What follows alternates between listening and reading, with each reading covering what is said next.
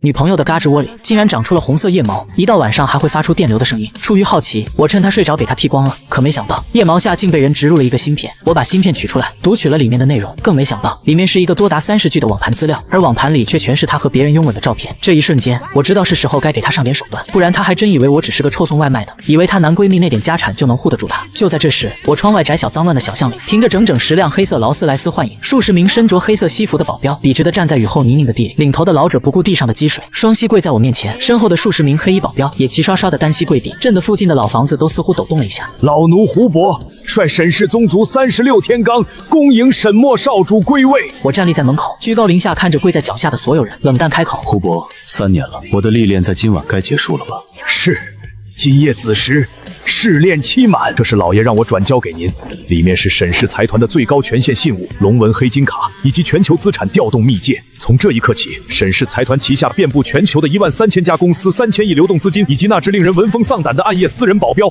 全部听凭沈墨少主调遣。3年前，沈墨为拒绝家族联姻，一气之下离家出走，父亲断了他全部的经济来源，只给他留下一句话：等你什么时候懂了钱的重要性，你就什么时候再回来。如今他终于明白，看着女友当自己面跟别人拥吻时，他所有的一切都懂了。沈墨收起那张卡片，眼里的最后一丝温暖消失殆尽，取而代之的是种让人不敢直视的锐利锋芒。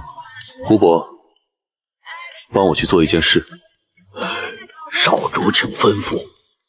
沈墨顿了顿，眼神看向远处那片灯火通明的富人区，那是柳如烟和叶雨所在的方位。他嘴边勾起一丝残忍的弧度。查一下叶家所有的产业结构，以及柳如烟明天要去哪里，我要给他们准备一份回礼。胡伯浑身一颤，他从沈墨的眼神中看到了一股滔天的杀意。遵命，少主。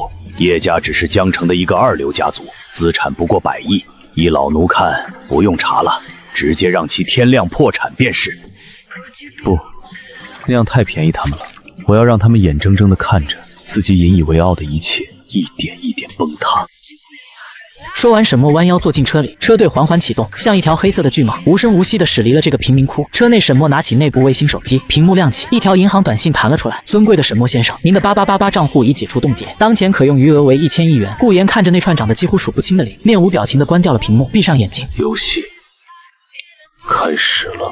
江城的清晨，阳光穿透薄雾。对于叶瑜来说，今天是个好日子。他昨晚不仅成功追到了校花柳如烟，还狠狠羞辱了柳如烟的那个废物前任沈墨。这种身心双重满足的快感，让他直到中午才从那张3米宽的大床上醒来。亲爱的，醒了。柳如烟穿着一件真丝睡袍，端着一杯咖啡走了进来，她的脸上带着满足的红晕。昨晚的疯狂和豪宅的奢华，让她彻底忘记了那个在雨夜中痛哭的男人。叶瑜接过咖啡，喝了一口，伸手在柳如烟身上捏了一把，随即得意地扬了扬眉毛。你不是一直想要那辆718吗？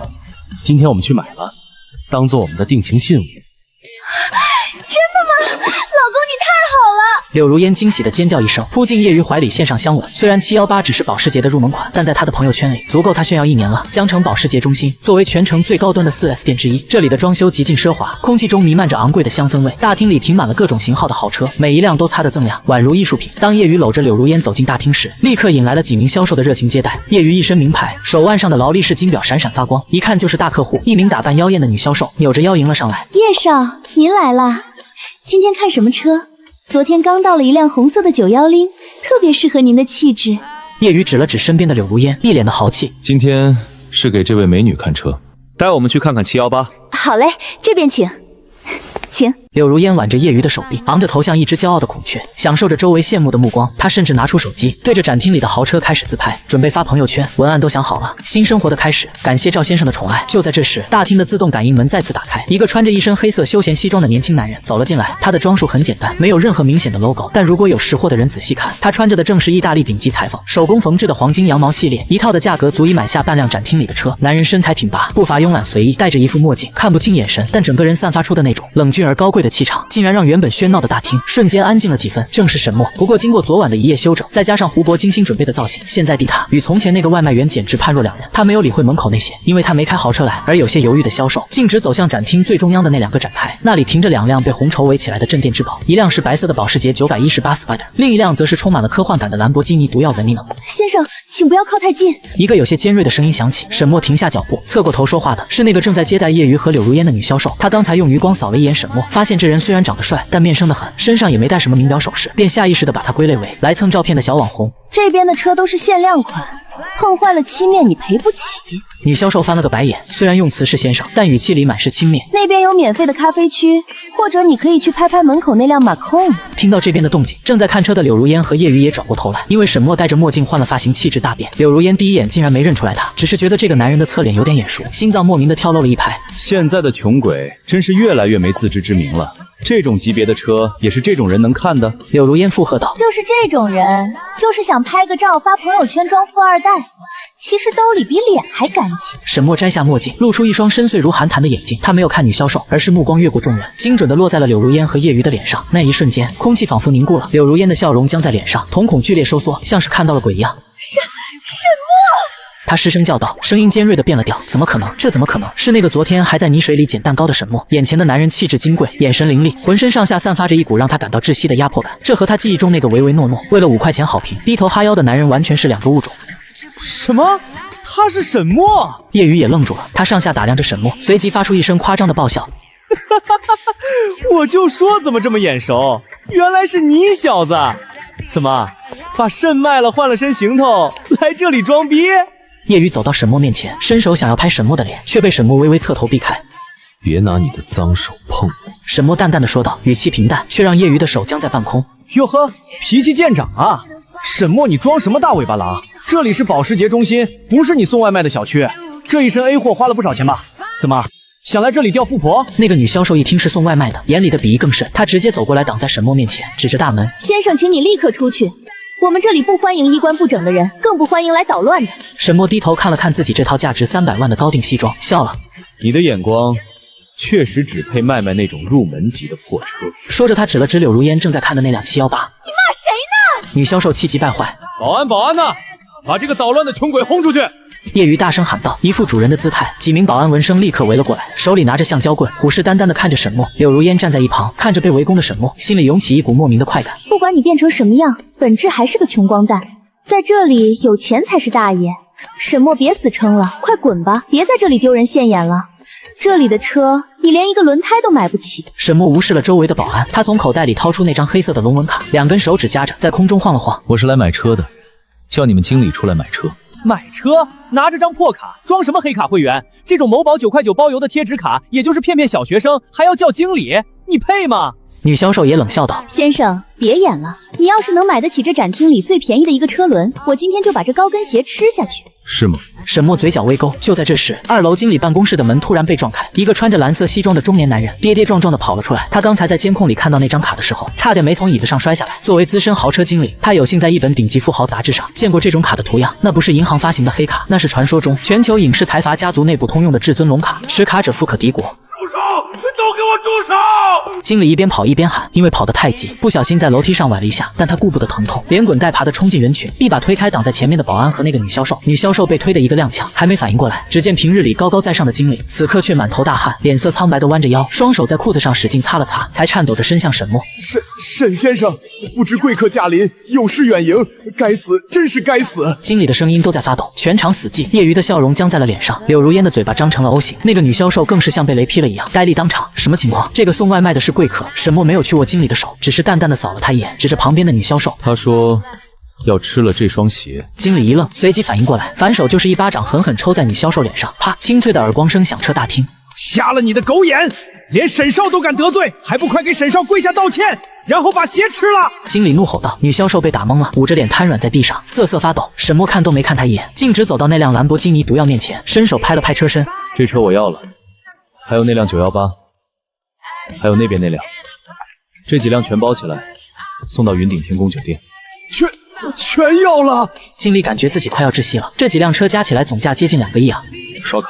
沈墨将黑卡递过去，随着 POS 机吐出长长的单据，全场鸦雀无声，只有叶瑜和柳如烟脸色惨白如纸，身体控制不住的颤抖起来。他们看着沈墨那潇洒的背影，心中升起一股前所未有的恐惧。天好像塌了。第一，交易成功。这一声电子提示音在死一般寂静的保时捷展厅里，如同核弹引爆后的倒计时归零。POS 机吐出长长的签购单，那是属于金钱的判决书。经理双手颤抖着捧起那张单据，上面的数字长得让他眩晕：1亿8600万，一次性付清，没有分期，没有贷款，仅仅是几秒钟的数据交换。他猛地抬起头，看向沈墨的眼神不再是看一个人，而是在看一尊行走在人间的活财神。他在这行干了20年，见过买车如买菜的富二代，但从未见过买限量版超跑，像买白菜一样，连市价都不是，直接指哪买哪的顶级神豪。沈少，经理的声音因为极度的亢奋而变得尖锐嘶哑。他弯着腰，卑微地将黑卡和签购单递过去。顾烟随手接过卡，没看那张单据一眼，仿佛刚才刷掉的不是近2个亿，而是200块。他转过身，目光越过经理，落在了角落里那个已经瘫软在地的女销售身上。鞋还在那儿。沈墨的声音很轻，却带着不容置疑的冷意。经理浑身一激灵，立马转身对着女销售吼道：“没听见沈少的话吗？你是自己吃，还是我让人喂你？”女销售此时已经吓得魂飞魄散，她看着沈墨，那个刚才还被她鄙视的穷鬼，此刻身上散发出的光芒，刺得她睁不开眼。她哭喊着爬向叶瑜和柳如烟：“叶少，刘小姐，救救我！我是为了帮你们出气才……”叶瑜此时脸色铁青，她死死盯着沈墨手中的那张黑卡，眼神中交织着震惊、嫉妒和深深的怀疑。闭嘴！丢人现眼的东西！叶瑜一脚踢开抓住他裤脚的女销售，然后上前2步，强行挤出一丝冷笑，盯着沈墨。沈墨，行啊，没想到你藏得这么深。不过近2个亿，你一个送外卖的，哪来的这么多钱？柳如烟也从震惊中回过神来，她绝不相信沈墨是富二代。如果他是，那这3年自己陪他吃泡面、住地下室算什么？他不仅眼瞎，还成了世界上最大的笑话。这种认知偏差让他本能地开始寻找借口。对，沈墨，你哪来的钱？你是不是做了什么违法的事？还是你偷了哪个大老板的卡？那可是黑卡，普通人根本办不到。你一个孤儿，怎么可能有这种东西？叶瑜眼睛一亮，仿佛找到了合理的解释。对啊，黑卡这种东西不仅要有钱，还要有家族背景和极高的社会地位。沈墨这3年像条狗一样被我踩在脚下，怎么可能一夜间翻身？原来是偷的或者捡的。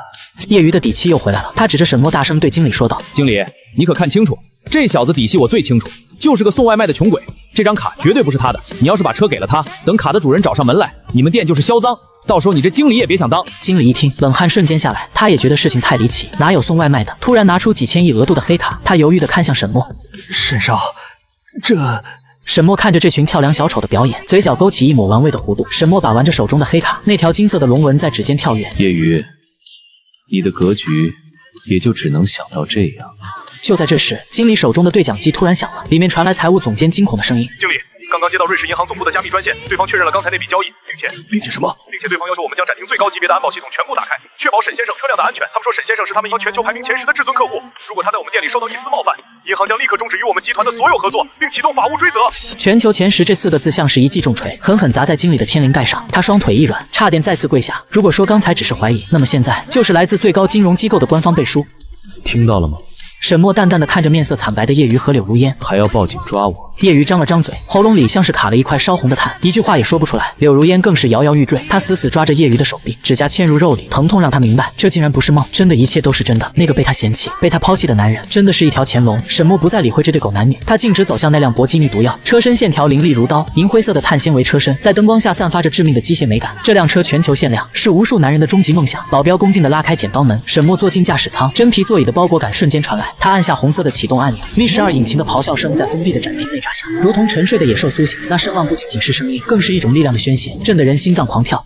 另外那辆918还有这些，送到云顶天宫，这辆我开走。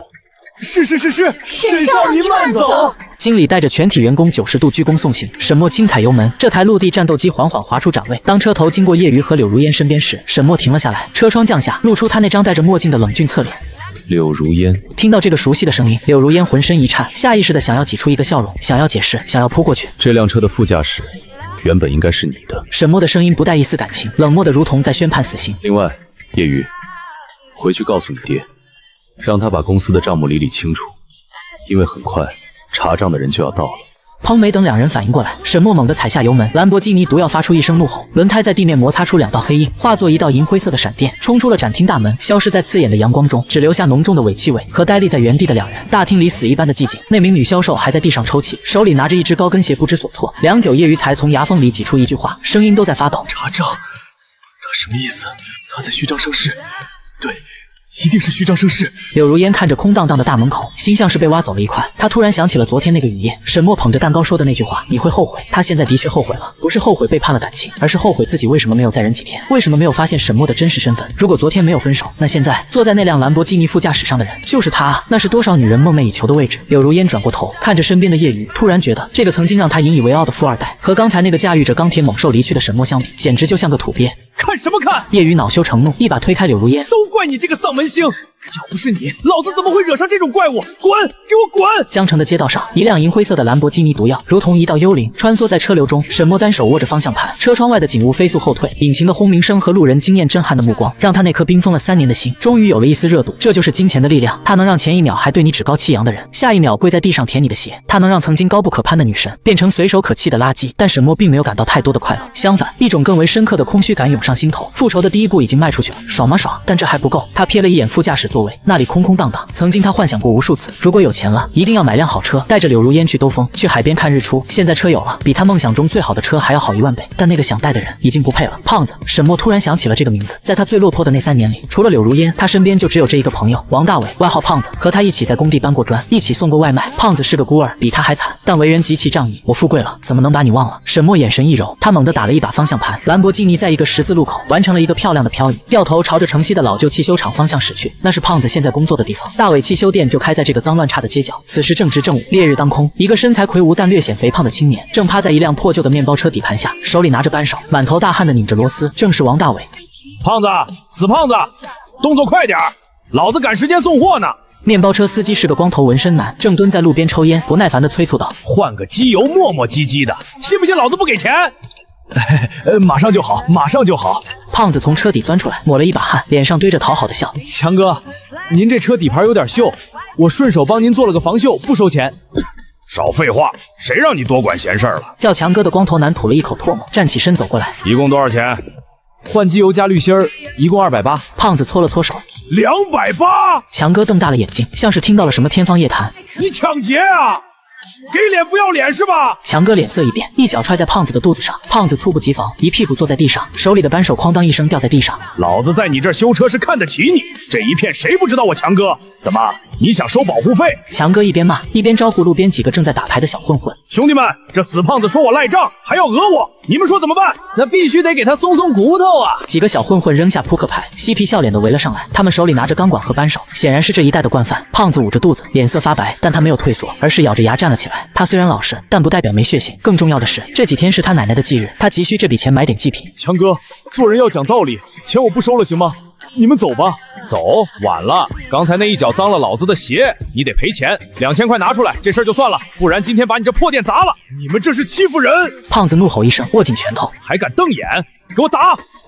强哥一声令下，几个混混一拥而上，钢管像雨点般落下。胖子虽然有一身蛮力，但双拳难敌4手，很快就被打倒在地，只能蜷缩着身体死死护住头部。周围围了不少看热闹的街坊，但没人敢上前。这一带都知道强哥是跟黑龙会混的，谁敢惹？就在胖子感觉自己的手臂快要被打断的时候，一阵低沉如雷鸣般的引擎声突然盖过了所有的嘈杂。这声音太特别了，带着一种撕裂空气的尖啸，像是某种高科技武器的发射声。围殴的众人动作一顿，下意识地转头看去，只见巷子口一辆造型夸张，如同未来战舰般的银灰色超跑，正以一种极具压迫感的姿态缓缓驶来。那低矮的车身几乎贴着地面，复杂的空气动力学套件在阳光下闪烁着冷冽的寒光。在这个满是破3轮和2手车的平民，这辆车的出现就像是一艘外星飞船降落在猪圈，充满了魔幻现实主义的冲击力。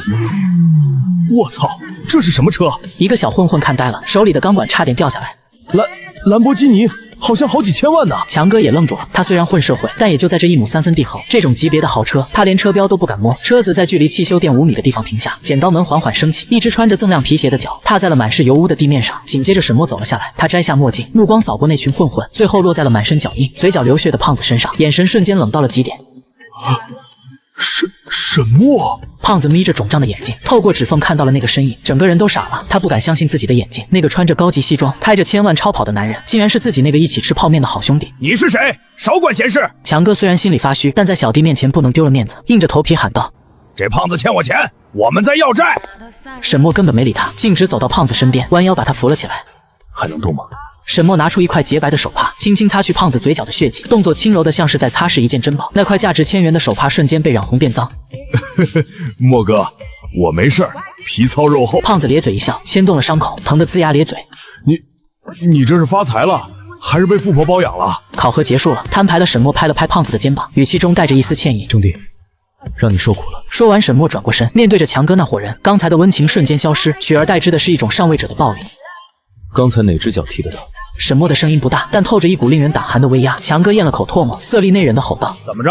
有钱了不起啊？老子告诉你，这一片是黑龙会罩着，我是豹哥的人，你敢动我一下试试？”黑龙会，豹哥。沈墨微微侧头，似乎在思考这个名字。怕了吧？怕了就赶紧赔钱滚蛋！这车不错，借给哥几个开2天。强哥见沈墨没说话，以为他怂了，胆子顿时大了起来，伸手就想去摸那辆毒药的车门。一声凄厉的惨叫瞬间划破长空，没人看清沈墨是怎么动手，只见他猛地扣住了强哥伸出的那只手腕，反向一折，强哥整个人疼得跪在了地上，冷汗瞬间浸透了衣服。我的手，给我上，弄死他！强哥歇斯底里的惨叫着，那几个小混混互相对视一眼，仗着人多，举起钢管就冲了上来。小心！胖子大惊，下意识的想要冲上去挡在沈墨身前，但下一秒，令他终生难忘的一幕发生了。沈墨没有退，反而进了一步，他的动作快得像是一道残影，每一次出手都精准狠辣，直击要害。侧身躲过一根钢管，一拳轰在对方的软肋上，那个混混直接飞出2米远，口吐白沫，抬腿一记横扫，两个冲上来的混混像是被收割的麦子一样，齐刷刷倒地，抱着腿哀嚎不到10秒钟，5个拿着武器的混混全部躺在了地上，痛苦的呻吟着。这就是顾家继承人的必修课格斗。在被放逐前的20年里，沈墨接受的是全球顶尖特种兵教官的魔鬼训练。这3年虽然身体素质有所下降，但对付几个街头混混简直是降维打击。沈墨整理了一下微微有些凌乱的袖口，这辆车落地价9800万，刚才你的脏手摸了一下，这交费算你100万，不过分吧？不过分，不过分。还有，我也喜欢讲道理，那是我兄弟，你踢了他一脚，我要你1只脚，也很合理吧？不要啊！爷我有眼不识泰山，我赔钱，我赔医药费。强哥吓尿了，是真的尿了，一股骚味弥漫开来。沈墨厌恶的皱了皱眉，收回了脚。告诉那个什么豹哥，如果不服，让他去云顶天宫找沈墨。是，谢谢沈少，谢沈少。强哥如蒙大赦，顾不得手上的剧痛，带着几个手下连滚带爬的逃离了现场，连那辆破面包车都不敢要。此时周围的街坊邻居都看呆了，谁也没想到，平时那个温文尔雅，甚至有点窝囊的沈墨竟然这么能打，还这么有钱。胖子站在原地，看着沈墨的背影，眼眶红了。墨哥，沈墨转身走到胖子面前，嫌弃的看了一眼他那身脏兮兮的衣服，把这破店关了。啊，关了，那我干啥？给我开车，月薪10万，年底分红。另外，你奶奶的墓地该修修了，我让人在西山陵园给你留了块风水宝地。胖子是个7尺男儿流血不流泪的主，此刻却忍不住泪崩了。他知道沈墨不是在施舍，是在拉他一把，是用这种方式维护他那点可怜的自尊。墨哥，我这技术开这车手抖啊，抖着抖着就习惯了。走，先带你去洗个澡，换身人皮。今晚有个局，咱兄弟俩去砸场子。什么局？同学聚会。沈墨眼中闪过一丝寒芒，有些人该清算。江城的高中同学群，平日里大多是死水微澜，偶尔有人发个拼多多砍一刀或者微商广告，但今天这个群炸了。班长张志强艾特所有人重磅消息，咱们当年的校花柳如烟今晚在帝豪酒店举办同学聚会，所有费用由柳如烟的未婚夫，咱们江城的杰出青年企业家业余少爷全包，大家必须赏脸啊！我操，帝豪酒店那可是5星级啊，夜少大气，羡慕刘雨嫣嫁入豪门了。想当年咱们班多少男生暗恋她，最后还是夜少抱得美人归。哎呀，某些人估计不敢来了吧？听说还在送外卖呢，这来了多尴尬。手机上艾特沈墨，群里瞬间充满了一种快活的空气，所有人都心照不宣的在嘲讽沈墨。当年沈墨是学霸是校草，柳如烟倒追的他让多少人嫉妒。现在看到天才陨落，这种踩一脚的快感让这帮庸人格外兴奋。此时云顶天宫总统套房内，沈墨正坐在意大利进口的真皮沙发上，手里端着一杯昂贵的红酒，看着手机屏幕上不断滚动的消息。胖子已经换上了一身黑色的定制西装，虽然身材还是有些圆润，但人靠衣装。此时的他看起来像个不好惹的金牌保镖。他站在沈墨身后，看着群里的消息，气得咬牙切齿。这帮孙子，当年抄作业的时候喊你墨哥，现在一个个跟狗一样舔业余。胖子怒道：墨哥，咱们不去受这个气，或者直接开着车队去吓死他们。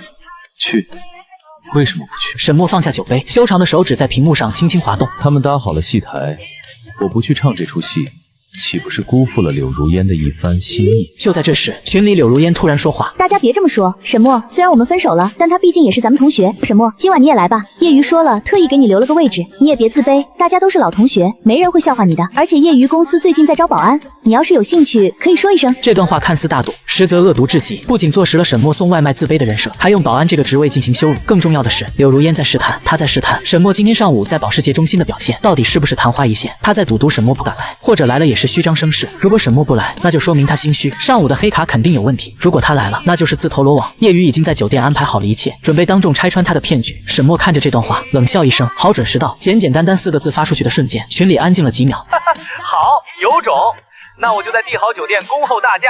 记住，穿的体面点儿，别穿你的外卖服了，帝豪可是有着装要求的。不言关掉手机，站起身走到巨大的落地窗前，俯瞰着脚下这座城市的车水马龙。胡伯，老奴在。今晚帝豪酒店是谁的产业？回少主，帝豪酒店是江城李家的产业，不过李家目前的资金链断裂，正在寻求我们沈氏旗下资本收购。只要您一句话，10分钟内，帝豪酒店就是您的。不用那么急，先让他们蹦跶一会儿。收购合同准备好，今晚我要送叶瑜一份大礼。另外，沈墨看向胖子，别开那辆毒药了。不开毒药，那开啥？开那辆918。沈墨嘴角勾起一抹戏谑的笑，太高调了，没意思。咱们打个车去。既然他们想看笑话，那就先让他们笑个够。笑得越开心，后面哭的就越惨。还有胡伯，给我准备一份特殊的贺礼。少主想要什么？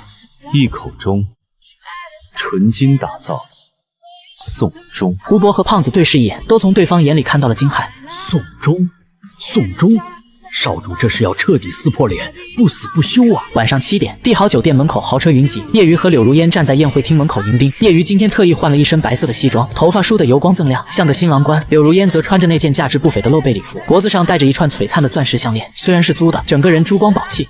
亲爱的，你说沈墨那小子真的敢来吗？柳如烟有些不安地问道。虽然查过叶家的账目，暂时没问题，但上午那一幕始终是他心头的阴影。放心吧，我托人查了，那个所谓的全球限量黑卡，如果不是本人持有，银行会立刻锁卡报警。那小子上午肯定是捡了哪个大佬丢的卡，或者是偷的，现在估计早就被银行冻结了，正躲在被窝里发抖呢。真的？千真万确，而且我已经跟酒店的保安队长打过招呼，只要沈墨敢来，不管他开什么车，都给我拦在外面先搜身。我就不信他还能变出花来。正说着，一辆破旧的绿色出租车晃晃悠悠地停在了酒店大门口。车门打开，沈墨穿着一身看着很普通的黑色休闲装，但其实是几万块的高定低调款，从车上走了下来。胖子紧随其后，看到这一幕，站在门口的同学们瞬间爆发出一阵哄笑。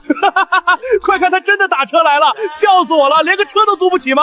哎呦，这就是曾经的校草，真寒酸啊！叶瑜和柳如烟对视一眼，心中的大石头终于落了地，还是那个熟悉的穷鬼。没变上午果然是演戏。叶瑜整了整衣领，脸上挂着胜利者的笑容，大步迎了上去。哎呦，沈大少终于来了！怎么坐出租车啊？你的兰博基尼呢？你的黑卡呢？是不是被警察收走了？沈墨站在台阶下，看着高高在上的叶瑜，眼神平静如水。车太堵，懒得开。至于黑卡，那是给值得的人刷的，给你们刷，你们不配。帝豪酒店宴会厅皇极殿，这里的装修极尽奢华，巨大的施华洛世奇水晶吊灯垂下数千条光带，将整个大厅照得如同白昼。餐具是全银定制的，桌布是苏绣真丝的，连空气中都弥漫着一股金钱发酵后的甜蜜味道。30多名高中同学此时已经落座，男人们大多穿着不合身的西装，努力模仿着成功人士的坐姿；女人们则聚在一起，互相攀比着包包和首饰，眼神里藏着精明的算计。当沈墨和胖子推门而入时，原本喧闹的大厅出现了一瞬间的安静，紧接着是更为肆无忌惮的窃窃私语。真来了，心理素质真好。你看他那身衣服也没个 logo， 估计是地摊货吧。旁边那个胖子是谁？也是送外卖的？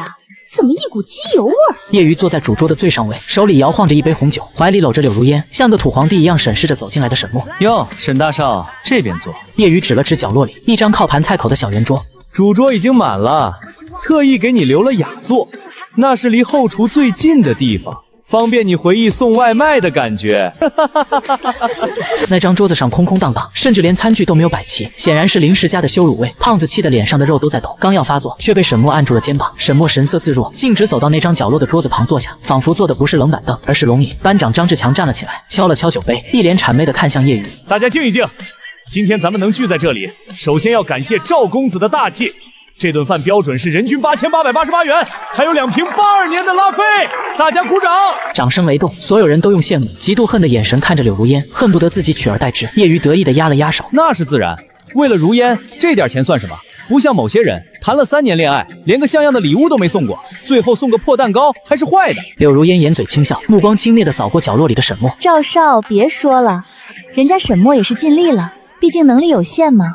我们也别太苛刻。对，能力有限。沈墨，今天这顿饭你多吃点，平时送外卖吃不到这么好的吧？尤其是这澳洲龙虾，趁热吃，凉了就腥了。是。沈墨靠在椅背上，手指轻轻敲击着桌面，发出一阵有节奏的轻响。叶瑜，饭可以乱吃，话不能乱说。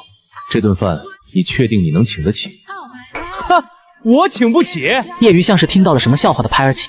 老子一张卡里的零花钱就够买下这个屋，沈墨，你是不是仇富仇疯了？就在这时，宴会厅的大门突然被推开，两排穿着红色旗袍的高挑迎宾小姐鱼贯而入，手里捧着鲜花和彩蛋。紧接着，一个穿着唐装、满面红光的中年男人大步走了进来，他身后跟着酒店的总经理、行政主厨等一众高管。排场大的吓人，班长张志强眼睛一亮，惊呼道：“天哪，那是帝豪酒店的老板，江城餐饮界的教父李半辰李总！赵少，您面子真大，李总居然亲自来敬酒了！”同学们顿时一片哗然。李半成在江城可是响当当的人物，黑白两道通吃，资产数十亿，平时想见他一面都难，今天竟然亲自来这小小的同学会敬酒。叶宇也是一愣，他和李半成其实并不熟，他爹虽然有点钱，但还没到能让李半成亲自作陪的地步。不过在这么多同学面前，尤其是沈墨面前，这个逼必须装圆了。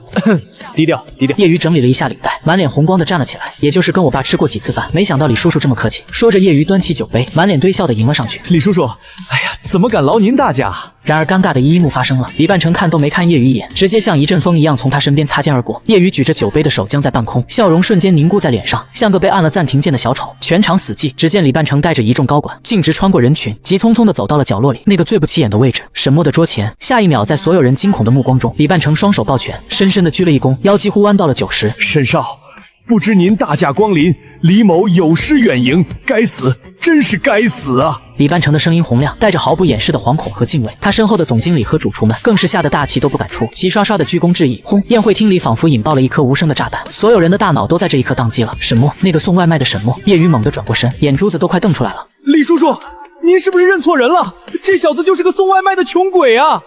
坐在主位的是我是叶宇，叶刚的儿子。李半成直起身，转头看向叶宇，原本恭敬的脸瞬间变得阴沉如水。叶刚那个搞装修的暴发户，他也配让我李某人敬酒？至于送外卖，燕雀安知鸿鹄之志？沈少是来体验生活的，也是你们这群井底之蛙能议论的。说完，李半成再次转向沈墨，从怀里掏出一份文件和一支金币，双手奉上。沈少，这是帝豪酒店的股权转让协议，按照您的吩咐，10分钟前已经完成了所有手续。现在这家酒店连同这栋楼都是您的。什么？这一次，连柳如烟都忍不住尖叫出声。10分钟买下了江城地标性的5星级酒店，这得多少钱？30亿、50亿！沈墨看都没看那份协议，随手扔给身边的胖子。大威，以后这酒店归你管，碍眼的直接扔出去。好嘞，墨哥！胖子兴奋的满脸通红，接过文件，腰杆挺得笔直。他这辈子也没想过能当5星级酒店的老总，这感觉真他娘的爽。李总，辛苦了。沈墨淡淡道：“为沈少效劳是李某的荣幸。”李半成擦了擦额头的冷汗，只要能抱上沈家的大腿，送个酒店算什么？那就是个投名状。沈墨缓缓站起身，目光穿过人群，落在面如死灰的叶瑜和柳如烟身上。沈墨似笑非笑，叶瑜此时双腿已经在打摆子，但他还在死撑，他不相信这绝对是幻觉，或者是某种高级的诈骗剧。沈墨，你别装神弄鬼！你哪来的钱买酒店？这肯定是演员。对，李半辰也是你请的演员。叶瑜歇斯底里的吼道，试图用这种方式掩盖内心的恐惧。演员？沈墨摇了摇头，打了个响指，宴会厅的大门再次被撞开。只见4个彪形大汉抬着一个被红布盖着的巨大物体走了进来，那物体沉重无比，每走一步，地板都发出沉闷的声响。大汉们将物体放在叶瑜的主桌前。这是我送给你们的订婚礼物。打开看看。叶瑜颤抖着手抓住红布的一角，猛地一掀，哗，金光万丈。那是一口钟，一口纯金打造，足有1人高的巨型座钟。金色的钟摆在灯光下晃动，发出令人心慌的哒哒声。送钟送钟，全场一片死寂，连呼吸声都听得见。这口钟重999斤，纯金，寓意你们的感情经久不衰，直到寿终正寝。沈墨的声音如同来自地狱的判官。柳如烟吓得尖叫一声，瘫倒在地上。送钟这种诅咒在豪门里是最忌讳的，更何况是这么大的一口金钟，这简直就是赤裸裸的死亡威胁。叶瑜也被吓傻了，他看着那口金钟，映照出自己扭曲变形的脸。沈墨，你这是恐吓，我要报警！叶瑜色厉内荏地喊道。沈墨笑了，报警？这口钟价值2亿，我有发票，合法赠。怎么不喜欢？说到这里，沈墨脸上的笑容瞬间收敛，取而代之的是无尽的冰冷。今天的戏就看到这儿，胖子清场。胖子上前一步，指着叶瑜和柳如烟大吼一声：“听见没有？这家酒店现在姓沈，都给我滚蛋！”沈墨指了指桌上那些还没动的菜肴。这一桌8888的标准，一共3桌，加上2瓶拉菲，总共30万。赵公子既然说了请客，那就把单买了再走，少了1分钱，我就让保安打断你一条腿。你敢？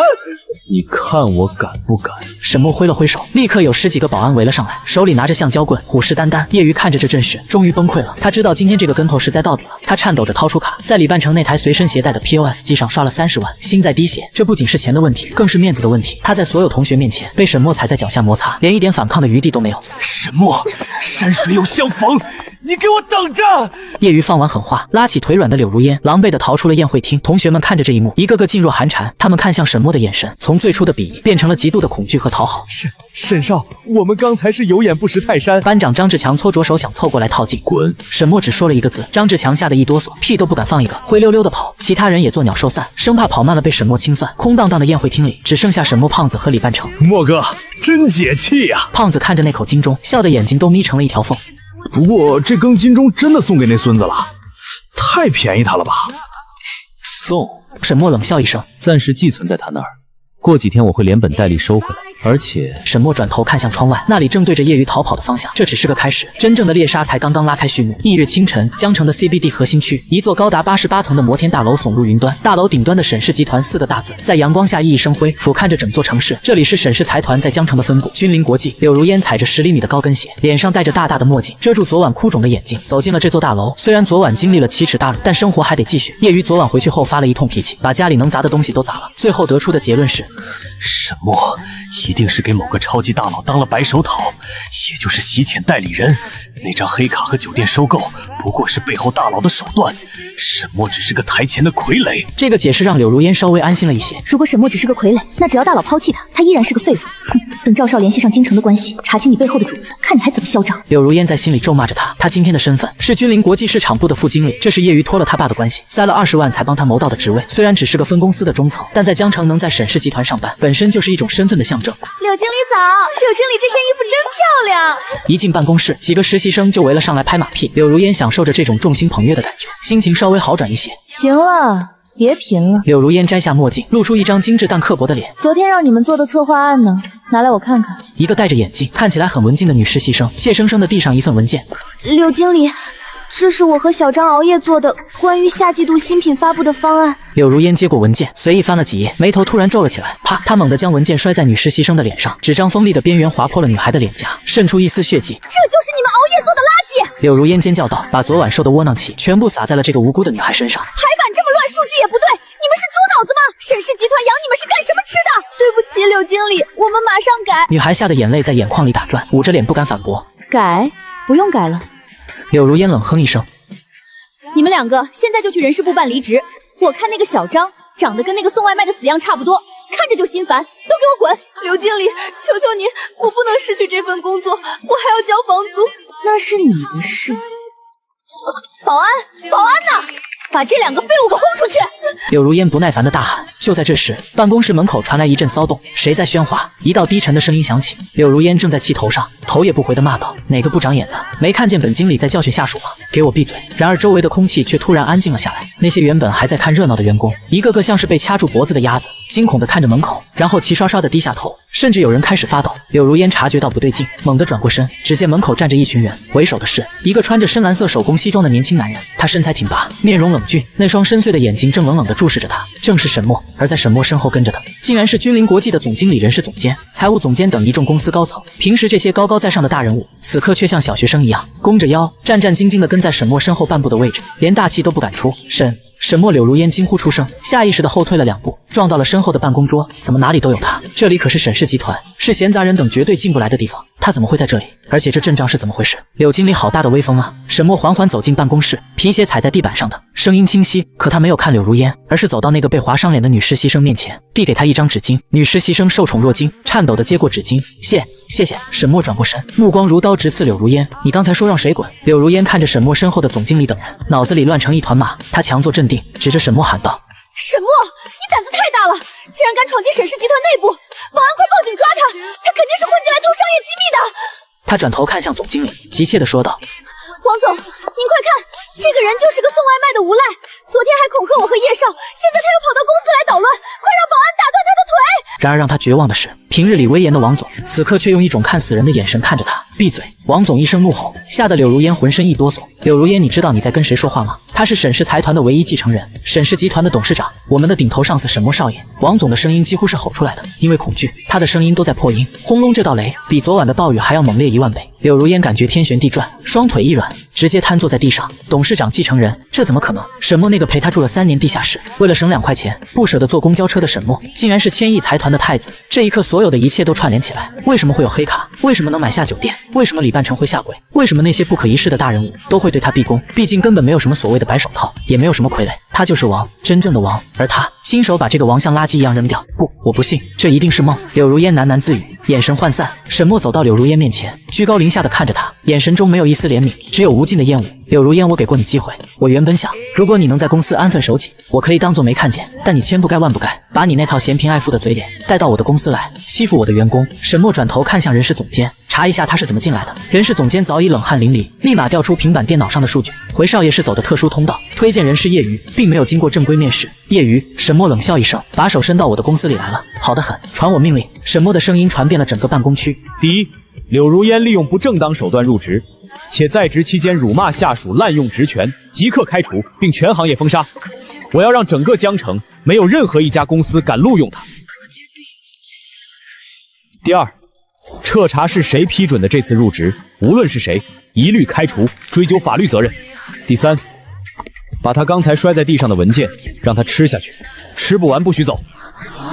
几名保镖立马冲上来按住柳如烟。不要沈墨，沈少，我错了，看在我们3年感情的份上，求求你饶了我吧。柳如烟哭得撕心裂肺，妆全花了，像个小丑。我是爱你的，我真的是爱你的，是被叶雨那个混蛋骗了。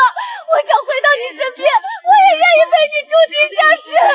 住地下室？沈墨蹲下身，看着柳如烟那张丑陋的脸，轻声道：“可惜我现在不住地下室，而你连给我提鞋都不配。”沈墨站起身接过王总递来的消毒湿巾，擦了擦手，仿佛碰到了什么脏东西，通知法务部准备起诉叶家。沈墨扔掉湿巾，眼中闪烁着猎人看到猎物的光芒。既然叶瑜那么喜欢用关系，那我就让他看看什么叫真正的关系。我要让叶家在1周之内从江城除名，从君临国际出来。沈墨坐进了停在门口的迈巴赫，虽然刚刚才狠狠地踩碎了柳如烟的尊严，但他并没有感到多爽快。这种级别的对手太弱，弱到让他觉得无趣。他的目标是那个在背后一直搞小动作的叶家少主。副驾驶上的胡博转过头，刚才接到消息，叶瑜正在到处找关系，想要查封您的账户。他找了市里的关系，还联系了京城的几个二代。沈墨挑了挑眉，他倒是挺有韧性，查封我的账户。他不知道瑞士银行的防火墙是5角大楼级别的吗？不过叶家最近好像攀上了一棵大树。胡博神色凝重了一些。据暗夜情报组回报，叶刚、叶瑜父亲最近频繁接触京城萧家的人。萧家是京城4大家族之一，势力庞大。如果叶家真的成了萧家的附庸，那对付起来可能会稍微麻烦一点。萧家沈墨眼中闪过一丝寒光，在沈氏财团的全球版图里，京城萧家不过是个大一点的蚂蚱，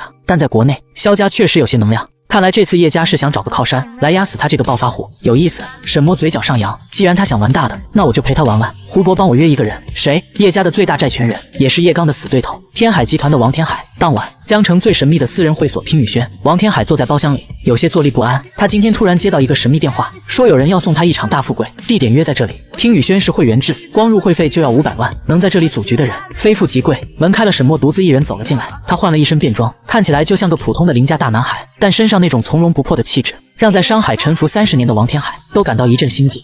你是送你富贵的人，年轻人口气不小，你知道我是谁吗？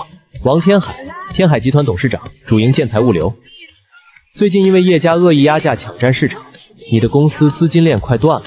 如果下个月再还不上银行贷款，你就得破产清算，跳楼了。王天海脸色大变，沈墨语气平淡，却字字诛心。怎么知道你是叶刚派来羞辱我的？敌人的敌人就是朋友。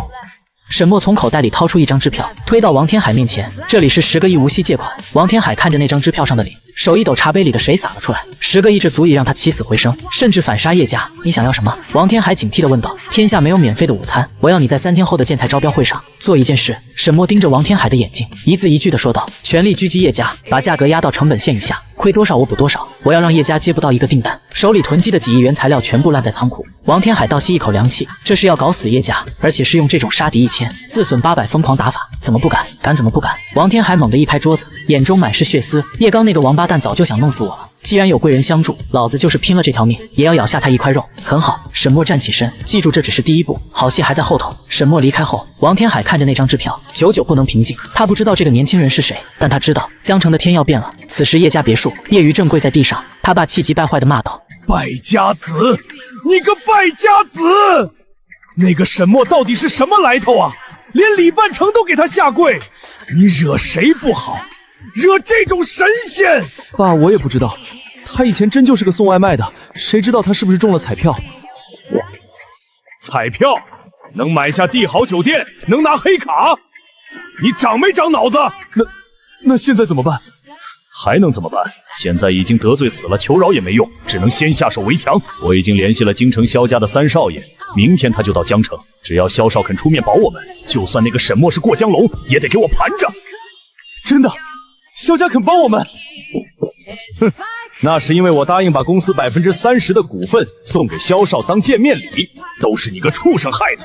不过只要能度过这一劫，等萧少出手收拾了那小子，他的酒店，他的钱，最后不还是我们的？说到这里，父子俩对视一眼，都露出了贪婪阴毒的笑容。然而他们不知道的是，一张巨大的网已经悄无声息地在他们头顶张开，而收网的人此刻正站在城市的最高处，看着他们，像看着2只待宰的羔羊。江城的清晨，沈墨正坐在云顶天宫的顶层露台上吃早餐，他的面前摆着一份精致的班尼迪克蛋和一杯刚刚萃取的蓝山咖啡，脚下是整座苏醒中的城市。少主鱼咬钩了。胡博站在一旁，手里捧着内部加密卫星手机，语气中带着一丝不易察觉的含义。经侦大队的人已经在楼下，带队的是副队长刘猛。沈墨切开溏心蛋，看着金黄色的蛋液缓缓流出，神色平静的像是在听天气预报。理由呢？涉嫌巨额资金来源不明以及跨国洗钱。胡博冷笑一声，叶家这次是下了血本，不仅动用了刘猛这层关系，还伪造了一份您在海外的离岸账户流水。虽然做的粗糙，但在程序上足够把您扣留48小时。48小时，沈墨插起一块蛋白送入口中，细嚼慢咽，足够叶家在媒体上造势，把我的名声搞，再让银行冻结我的资产，最后逼得我走投无路。这如意算盘打得不错。少主需要老奴动用那张牌吗？只需一个电话，刘猛这身皮就得扒下来。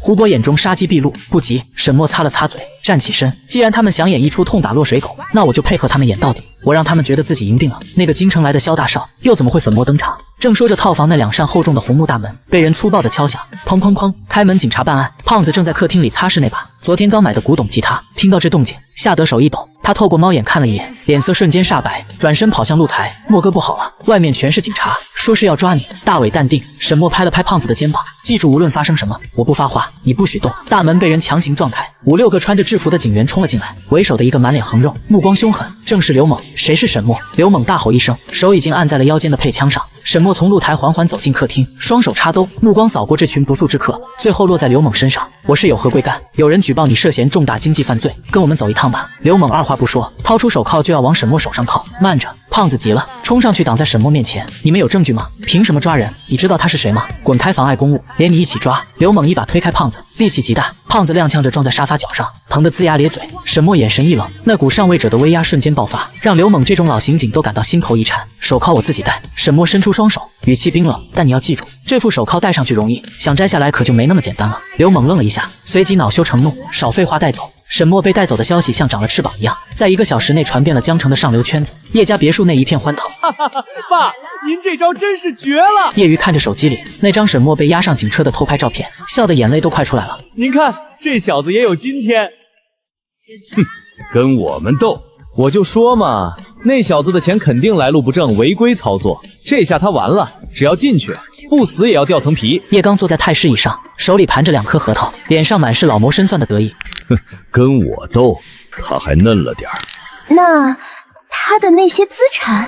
柳如烟坐在一旁，眼中闪烁着贪婪的光芒。他昨天被开除后，就像条丧家之犬一样，跑回赵国身边求收留。现在看到沈墨倒台，他比谁都兴奋。放心，只要定了他违规操作的罪，他的酒店、车子、账户里的资金，全部都要被限制处理。我们再通过萧少的关系运作一下，以低价接手的方式把这些资产转过来。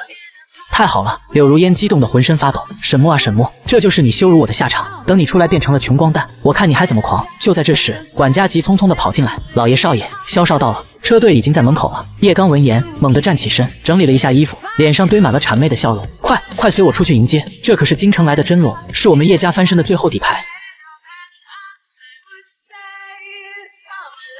江城市公安局审讯室，这里没有窗户，只有一盏刺眼的白炽灯挂在头顶，强光直射在沈墨的脸上。沈墨坐在铁椅子上，双手背靠在桌子上，但他并没有像普通嫌疑人那样惊慌失措，反而闭着眼睛，像是在闭目养神。砰！刘猛把厚厚的一叠卷宗摔在桌子上，厉声喝道：“别装睡，老实交代！你账户里的巨额资金是从哪儿来的？谁指使你进行违规操作的？你的上线是谁？”沈墨缓缓睁开眼睛，适应了一下强光，淡淡道：“我说那是我的零花钱，你信吗？”哼，你当你是谁？中东石油王子吗？我告诉你，别以为不说话就没事了。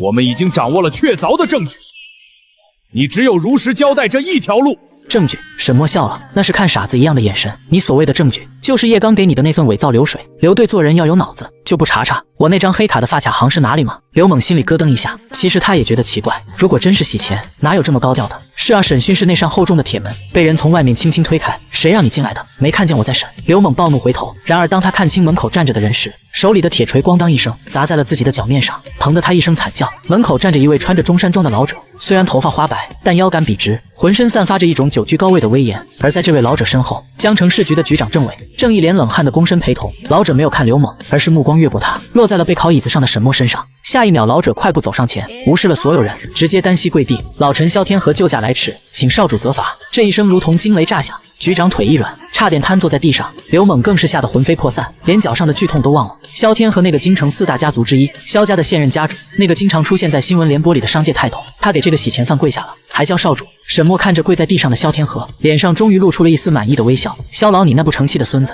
最近在江城可是威风的很啊！萧天和浑身一颤，额头冷汗直冒。少主息怒，老臣管教无方，那个畜生要是敢冒犯少主，老臣这就亲手废了他。时间倒回到1个小时前，叶家别墅门口铺着红地毯，2排保镖肃立，一辆挂着金8888牌照的劳斯莱斯幻影缓缓停下，车门打开，一个穿着白色休闲西装、戴着金丝眼镜的年轻人走了下来。他长相斯文，但眼神中透着一股目空一切的傲慢。这便是萧家三少萧晨、萧少，欢迎欢迎，您能大驾光临，真是让我们叶家蓬荜生辉啊！叶刚带着叶瑜和柳如烟卑躬屈膝地迎了上去，脸笑得像朵老菊花。萧晨用手帕捂住鼻子，似乎有些嫌弃这里的空气。他淡淡的叶刚一眼，叶总客套话就免了，我这次来主要是为了视察一下家族在南方的投资，听说你们这里出了个不开眼的小子，敢动我们萧家的狗。虽然被称作狗，但叶刚却一脸荣幸。是，就是那个沈墨。不过您放心，已经被我送进局子，只要您一句话，我就让他把牢底坐穿。办事还算利索。萧晨满意地点了点头，走吧，带我去局里看看，我倒要见识见识，什么人敢在太岁头上动土。正好我也缺个乐子。叶瑜一听，顿时兴奋地跳了起来。萧少卿，那个沈墨现在肯定已经被打得半死了，正好给您当个活靶子练练手。一行人浩浩荡荡地杀向市公安局，一路上叶瑜和柳如烟不停地给萧晨灌输沈墨的恶行，把他描绘成一个不仅骗财骗色，还极其嚣张跋扈的无赖。萧晨听得连连冷笑，心中已经判了沈墨死刑。市局大院，当萧晨带着叶家父子走进大厅时，却发现气氛有些不对劲。平时喧闹的办公区此刻鸦雀无声，所有的警察都站在走廊两侧，神情肃穆，像是在等待什么大人物。有刘猛这排场搞得不错嘛。叶刚还以为这是为了迎接萧晨，更加得意了。萧少，您看，这就是我们江城的办事效率。萧晨不置可否，背着手往里走，来到审讯室所在的走廊尽头。叶刚看到那扇门紧闭着，门口并没有守卫，萧少人就在里面。叶刚上前一步，猛地推开门，大声喊道：“刘队，萧少来视察工作，那个废物招了没？”他的声音戛然而止，因为他看到了令他世界观崩塌的一幕。审讯室内，原本应该耀武扬威的刘猛，此刻正跪在角落里瑟瑟发抖，而被靠在椅子上的沈墨，此刻已经被解开了手铐。一个穿着中山装的老者正弯着腰，小心翼翼地用湿毛巾给沈墨擦拭手腕上被勒出的红印。那个老者的背影，萧晨太熟悉了，那是他爷爷，萧家家主萧天和。爷爷。萧晨站在门口，摘下墨镜，使劲揉了揉眼睛，以为自己出现了幻觉。听到这声爷爷，萧天和转过身，此时的他哪里还有面对顾炎时的卑微，脸上满是暴怒的红潮，眼神凶狠的像要吃人。混账，你还敢来！萧天和怒吼一声，抄起桌上的那个铁锤，不顾年迈的身体，像一头暴怒的狮子一样冲向萧晨。爷爷，你干什么？我是晨儿啊！萧晨吓傻了，根本不敢躲。砰！萧天和一脚踹在萧晨的肚子上，把他踹翻在地，然后手里的铁锤狠狠地砸在萧晨身边的地板上。火星四溅，混账东西，瞎了你的狗眼！你知道你得罪的是谁吗？萧天和指着依然坐在椅子上喝茶的沈墨，手指颤抖。那是沈少，是我们萧家的恩主，是掌控全球经济命脉的话事人。你个不孝子孙，竟然敢帮着外人对付沈少，你是想让我们萧家九族尽灭吗？轰隆隆！叶刚、叶瑜、柳如烟三人此刻仿佛被五雷轰顶。萧家的恩主，全球经济命脉化身人，这几个词像核弹一样在他们脑海中炸开。他们一直以为沈墨只是个有点钱的暴发户，或者是某个大佬的傀儡。可现在，连京城4大家族的家主都要给他下跪，称他为主。这已经不是踢到铁板了，这是踢到了原子弹的开关。沈少，萧晨捂着肚子，脸色惨白的看着不言。他终于想起来了，家族核心密卷里确实记载过，萧家之所以能发迹，全靠100年前依附于一个神秘的隐世家族沈氏，而沈氏的族徽就是那条五爪金龙。完了，全完了！萧晨反应极快，他猛地爬起来，冲到沈墨面前，扑通一声跪下，左右开弓，狠狠地抽自己耳光，啪啪啪！沈少，我有眼无珠，我被猪油蒙了心，我是畜生，求您饶我一命，求您看在我爷爷忠心耿耿的份上，饶了萧家吧。沈墨放下茶杯，缓缓站起身，他没有理会跪在地上磕头如捣蒜的萧晨，而是走到了已经下瘫的叶家父子面前。叶刚此时已经尿了裤子，浑身像筛糠一样抖个不停，叶瑜更是翻着白眼，快要晕过去了。柳如烟缩在墙角，用双手捂着脸，根本不敢看沈墨一眼。叶刚，你刚才说要让我把牢底坐穿。沈墨的声音很轻，但在死寂的审讯室里却如惊雷般刺耳。不敢，沈少，沈爷爷，我是被猪油蒙了心，我是。叶刚拼命磕头，额头撞在水泥地上，血流如注。还有你柳如烟。沈墨的目光落在那个女人身上，你说这是我羞辱你的下场？柳如烟浑身一颤，抬起头，那张原本精致的脸此刻满是鼻涕和眼泪。沈墨，求求你，念在，闭嘴！沈墨打断了他，我说过你不配提过去。沈墨转过身，对萧天河淡淡说道：萧老，这里太吵了，清场吧。是。萧天河眼中闪过一丝狠厉，对着门外的保镖挥了挥手，把叶家这3个人带走，别脏了沈少的眼。另外通知下去，全力配合沈少接下来的行动。叶家不需要存在了。不要啊！沈少饶命！在一片凄厉的惨叫声中，叶刚、叶瑜和柳如烟被像死狗一样拖了出去，等待他们的将是比地狱更可怕的绝望。沈墨走出审讯室，外面的阳光正好，胖子正焦急地等在门口，看到沈墨安然无恙，激动地冲上来给了他一个熊抱。墨哥，我就知道你没事，吓死我了！沈墨拍了拍胖子的后背，笑了笑，没事了。不过游戏还没结束。不言抬头看了看天空，眼神变得锐利无比。刚才只是开胃菜，接下来该上正餐了。去交易所，我要让叶家连在这个世界上存在过的最后一点痕迹都彻底抹去。江城证券交易所，大户室，这里是金钱的战场，无数红绿数字的跳动决定着千万人的命运。此时距离股市收盘还有最后2个小时。沈墨坐在指挥席上，面前是整整一面墙的显示屏，上面密密麻麻全是 K 线图。在他身后站着从华尔街紧急调来的30名顶尖操盘手，以及满头大汗的王天海。少主，叶家旗下的叶氏建材目前股价是28.5元，市值约50亿。因为萧家要入股的传闻，今天上午还涨停。胡博会报道涨停。沈墨冷笑一声，那就是最后的回光返照。他看了一眼时间，下午13点30分，开始吧。沈墨轻轻敲击了一下桌面，第一波抛售先把股价砸开涨停板。是30名操盘手同时敲击键盘，那整齐划一的噼里啪啦声，宛如战场上的机枪扫射。大屏幕上，叶氏建材的股价瞬间出现了一根笔直向下的绿线，原本封死涨停的100万手买单，在沈墨海量的卖单面前瞬间被吞噬殆尽。28.5、28.0、27.5，仅仅5分钟，股价暴跌5%，引起了市场的恐慌。与此同时，叶氏集团总部，叶刚刚刚被从局子里放出来，不过是为了配合沈墨的金融战，暂时保释。他还没来得及喘口气，就被冲进来的财务总监抓住了袖子。叶总不好了，有人在恶意做空我们的股票，股价跳水了。什么？叶刚顾不得头上的伤，冲到电脑前，看着那根断崖式的 K 线，他心惊肉跳。快护盘，动用所有流动资金把股价拉上来！只要撑过今天，虽然萧家不管我们了，但我们不能自己先垮呀！叶刚此时还存有一丝侥幸，觉得只要保住公司，就还有翻身的机会。他疯狂地把公司账户里最后的5个亿全部砸了进去。随着资金入场，股价开始止跌回升，慢慢爬回了27元。叶刚擦了擦冷汗，吓死我了！看来对方资金也不多，就是想吓唬吓唬我。然而在交易所里，沈墨看着屏幕上那微微翘起的曲线，嘴角勾起一抹戏谑。诱敌深入，全仓浸泡。沈墨淡淡道：王天海，该你上场了。一直在一旁摩拳擦掌的王天海大吼一声：早就等不及了，给我发通告！下一秒，一条重磅新闻引爆了整个财经圈。突发天海集团实名举报，叶氏建材长期使用劣质原料，涉嫌重大工程质量问题，并附上详细检测报告与内部账目。这条消息一出，无异于一颗核弹扔进了股市，原本还在观望的散户和机构瞬间炸锅了。工程质量问题，这可是建筑行业的死穴！跑，快跑啊！无数卖单像雪崩一样涌出。此时沈墨下达了第2道指令：收网，全线做空，不计成本，给我砸到退市。明白？30名操盘手火力全开，这一次不是小打小闹，而是千亿级别的资金碾压。27.0、25.0、20.0、15.0，叶氏建材的股价就像断了线的风筝，直线坠落。叶刚那5个亿的护盘资金，连个水花都没溅起来，瞬间就被吞没。叶刚看着电脑屏幕，双眼充血，浑身冰凉。怎么会这样？怎么会这样？我的钱，我的公司！少主，银行那边已经动手了，叶家的所有贷款被宣布提前到期，银行已经冻结了他们所有的固定资产，还有税务局也进驻叶氏集团了，还有原本跟叶家合作的30家供应商集体上门讨债。沈墨听着这些汇报，面无表情。这就是资本战争，一旦雪崩开始，没有一片雪花是无辜的。下午15点收盘，叶氏建材的股价定格在2.8元，跌幅90%。叶家完了，曾经不可一世的叶氏集团，在短短2个小时内，市值蒸发95%，不仅1分钱不剩，还背上了数十亿的巨额债务。傍晚江边，夕阳如血，染红了江面。叶刚、叶瑜和柳如烟3人像丧家之犬一样坐在江边的长椅上，他们的别墅被封了，车子被拖走了，连身上的名牌衣服都被债主扒走，现在只穿着破旧的衬衫，瑟瑟发抖。柳如烟披头散发，目光呆滞地看着江水。就在昨天，她还在做着豪门阔太的美梦，还在嘲笑那个送外卖的前男友，而现在梦醒了，现实残酷的让她想死。一辆黑色的迈巴赫缓缓停在路边，车窗降下，露出沈墨那张冷峻的脸。胖子坐在驾驶座上，一脸解气地看着这3个落水狗。看到沈墨，叶瑜像是发了疯一样冲过来。沈墨，沈少，我错了，求求你给我一条活路吧，哪怕让我给你当狗也行啊，我有手有脚，我可以给你看大门。沈墨看着这个曾经拿钱砸自己脸的男人，眼中没有任何波澜。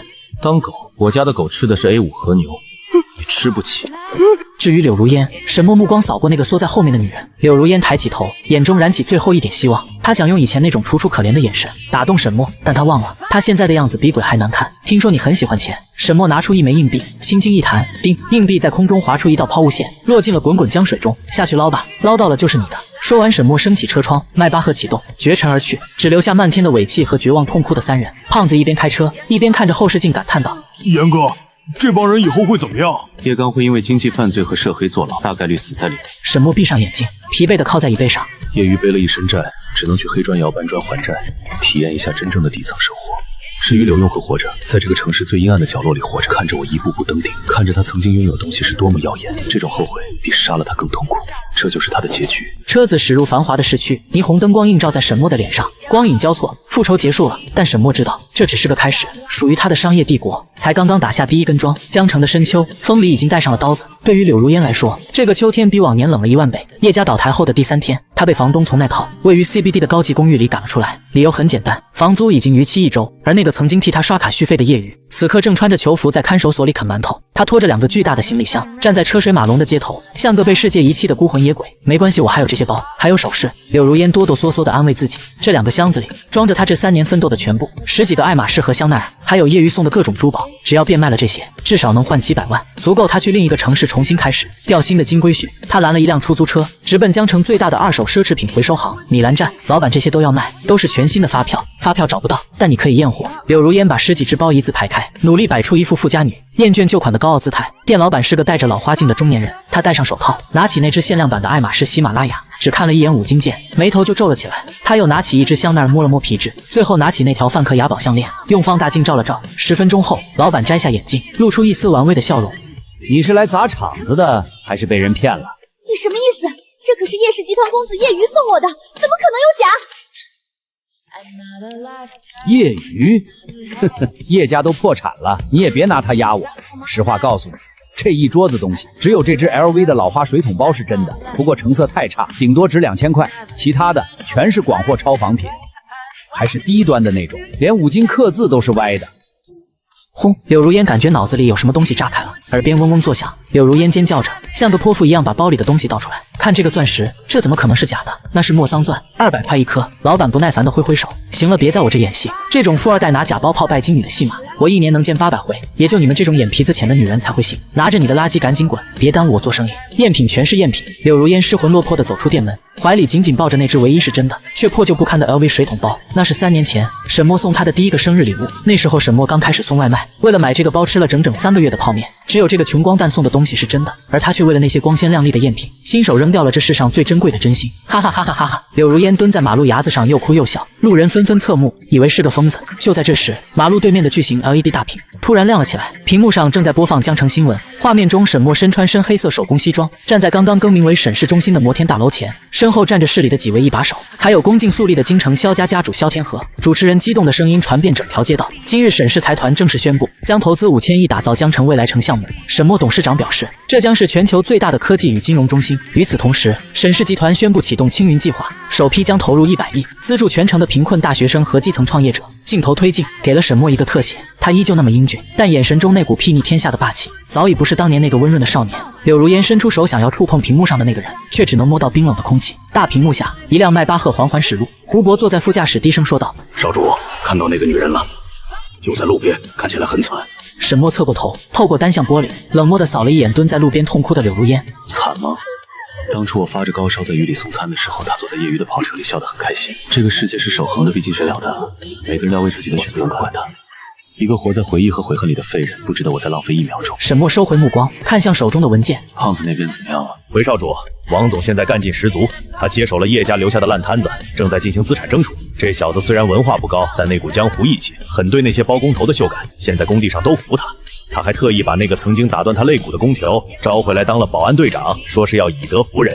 沈墨嘴角勾起一抹笑意，这死胖子倒是学会了我的3成手段，让他准备一下明晚的龙宴，他是主角之一。车窗外高楼林立，霓虹闪烁。沈墨看着这座城市，短短1周，他从这里的底层爬到了顶端，但这并不是结束。江城太小了，甚至容不下他那条真龙的一只爪子。他的目光早已投向了更远的地方。明月高悬，江城帝豪酒店，今晚这里将举办一场史无前例的晚宴，沈氏龙宴。这不仅仅是一场商业晚宴，更是一次权力的重新洗牌。整个江南省乃至京津圈珠三角的顶级豪门，都已能拿到一张印着金龙徽章的请柬为荣。酒店方圆5公里内被实行了临时交通管制，只有手持请柬才能通行。红地毯从酒店大堂一直铺到了街口，两侧是数百名黑衣保镖维持秩序，还有数十家国内外顶尖媒体的长枪短炮。快看，那是京城叶家的大小姐，她竟然也来了。还有魔都的船王陈家，天啊，沈少的面子也太大了。那是谁好眼熟？我的天，那是某国的大使。记者们疯狂按动快门，闪光灯将黑夜照成了白昼。酒店大门外，一个衣衫褴褛、头发蓬乱的女人试图混进人群。让我进去，我是沈墨的未婚妻，我是未来的沈太太，你们让我进去。柳如烟神志不清地推搡着保安，她已经饿了2天，精神处于崩溃的边缘。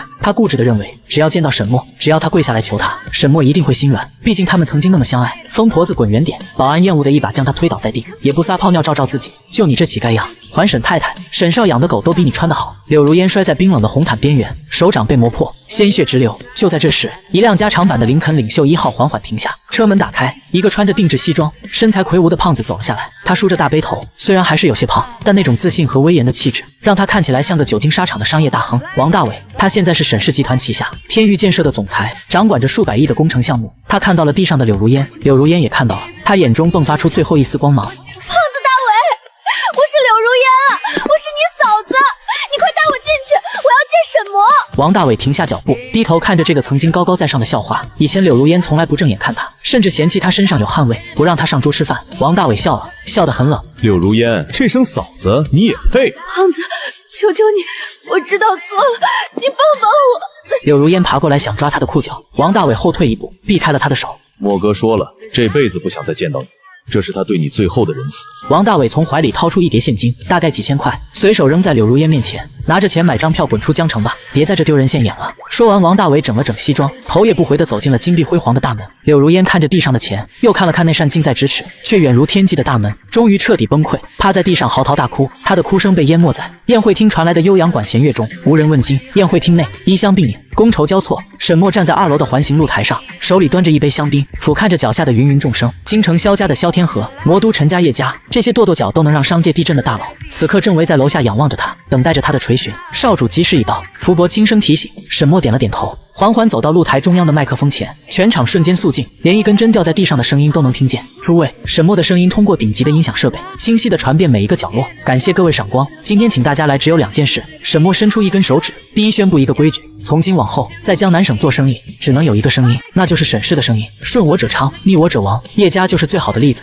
霸道狂妄，但台下却响起雷鸣般的掌声。在绝对的实力面前，狂妄就是霸气。第二，沈墨目光扫过全场，最后落在了站在最前排的王天海、萧天河等人身上。我沈墨不喜欢吃独食，沈氏这艘航母即将出海，目标是星辰大海。在座的各位如果愿意上船，我沈墨欢迎，未来的利润我许诺你们翻10倍。我等愿誓死追随沈少。萧天河第一个跪下，高声呐喊，愿誓死追随沈少。哗啦啦，全场数百名顶级权贵齐刷刷的单膝跪地，向着2楼那个年轻的王者献上了他们最高的忠诚。这一刻，沈墨彻底完成了从一个落魄外卖员到商业帝王的蜕变。他看着台下这片黑压压的人头，心中却异常平静。曾经他以为复仇就是终点，但现在站在山顶，他才发现复仇不过是登山路上踢开的一块绊脚石。山顶的风景很美，但也很冷。突然，一道清脆的女声打破了这种肃穆：“沈少，好大的威风啊！不知道我叶小媛有没有资格上这艘船呢？”大门被推开，一个穿着红色晚礼服、气场绝艳的年轻女子走了进来，她身后跟着2名黑衣侍女，手里捧着一份文件。京城叶家大小姐，有着京城第一美人和商界武则天之称的叶小媛。全场哗然，这位可是出了名的高傲，连皇室王子都看不上，竟然亲自来给沈墨捧场。沈墨看着那个红衣女子，嘴角终于勾起了一抹真实的笑。叶小姐肯赏光，沈某求之不得。叶小媛走到楼下，仰起头，那双美目中闪烁着棋逢对手的兴奋光芒。这是叶家在欧洲的100座港口的转让书，算是我给沈少的一份嫁妆。沤不入火里，全场倒吸一口凉气。100座港口，那是多少钱？无法估量。沈墨举起酒杯，遥遥致意，成交。在这个夜晚，江城的传说达到了顶峰，没有人再记得那个叫柳如烟的女人，所有人都在传颂着沈墨与叶小媛的双亡会。1个月后，江城西郊第一监狱，这是一座关押重刑犯的最高戒备监狱，高墙电网，插翅难飞。沈墨穿着一身黑色的风衣，站在探视窗外，玻璃对面坐着2个剃了光头、穿着囚服的男人。叶刚仿佛老了20岁，满脸皱纹，眼神浑浊，而叶瑜则像个呆子，嘴角流着口水，嘴里不停地念叨着：“我是富二代。”法拉利，我的。他在狱中因为受不了巨大的落差和狱霸的照，已经疯了。刚拿起话筒，手抖得像帕金森。您来看笑话。沈墨看着这2个曾经不可一世的仇人，眼中没有恨，只有一种看尘埃的淡漠。我来看看我的作品。沈墨淡淡道：“叶刚这里的生活习惯吗？”习惯。叶刚老泪纵横。沈少，求求您给我儿子换个单间吧，他快被打死了。以前是我们不对，我们猪油蒙了心。您大人有大量，大人有大量。沈墨打断了他，不好意思，我心眼很小。我记得那天雨夜，叶瑜往我脸上甩钱的时候，可没想过要有大量。好好享受你们的余生，我会让人好好照顾你们，保证你们长命百岁，活受罪。说完，沈墨挂断了电话，任凭叶刚在里面如何拍打玻璃、磕头求饶，沈墨都没有再回头看一眼。走出监狱大门，深秋的阳光洒在身上，却不觉得冷。一架巨大的阿古斯塔 AW139私人直升机正停在草坪上，螺旋桨带起的气流吹得周围的枯草倒地。胖子穿着飞行夹克，戴着墨镜，正站在舱门口冲他招手。墨哥该出发了。航线申请好了，直飞魔都，然后转机去纽约。沈墨深吸了一口自由的空气。江城的事已经了结，叶家覆灭，柳如烟在这个城市的下水道里苟延残喘，而沈氏的旗帜已经插遍了江南省的每一个角落。但他知道，这只是个新手村，真正的战场在那片波诡云谲的国际金融海域，在那个吃人不吐骨头的华尔街，在那一个个隐藏在暗处的古老财阀。胡波走上前，递给沈墨一件大衣。少主老爷发来消息，他在瑞士总部等您。家族的全球长老会即将召开，是真正的权力中心。那些老家伙可不像叶刚这么好对付，那样才有趣，不是吗？沈墨接过大衣，披在肩上，大步走向直升机。风衣在风中猎猎作响，宛如战袍。他登机，转身，最后看了一眼这座生活了24年的城市。那些屈辱，那些泪水，那些爱恨情仇，都在随着螺旋桨的轰鸣声变得越来越小，最终化为脚下的一粒尘埃。起飞！沈墨一声令下，直升机拔地而起，刺破云层，向着东方那轮喷薄而出的红日呼啸而去。乾隆在渊，腾地9天。沈墨的故事才刚刚开始。